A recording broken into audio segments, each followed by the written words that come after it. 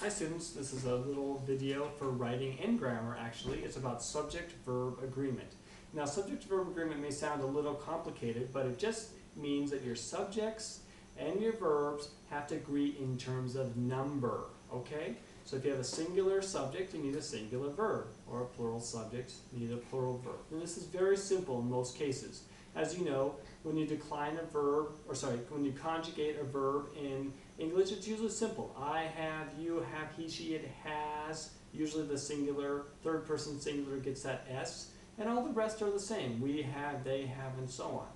Now, sometimes though, people make mistakes here. I don't know why, but it can happen. So, just to review the simple thing, if you have a singular verb like the man, it needs a singular subject. Or if a singular subject like the man, you need a singular verb like has. If you have a plural subject like the men, you need a plural verb like have. Okay?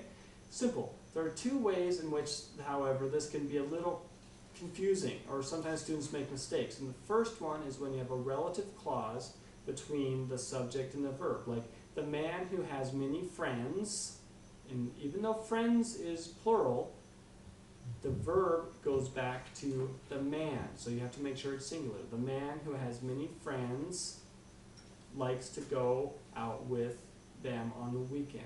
Okay? That's the first one, that relative clause. Especially if the last word of the relative clause is plural. Okay? The second time can be if you have some nouns that are irregular, like men, or mice, or data, alumni, a lot of words, or appendices, criteria.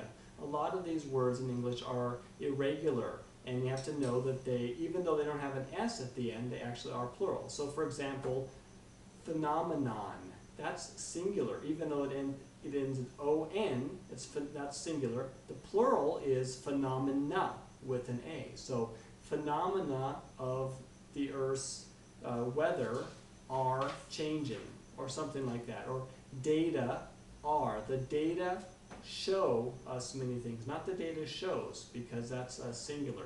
So the main thing here is be aware that when you have a singular or a plural noun, and it's not always, if it's plural, it's not always going to have an S, that it goes with a singular or plural verb. Okay? If you have any questions, let me know.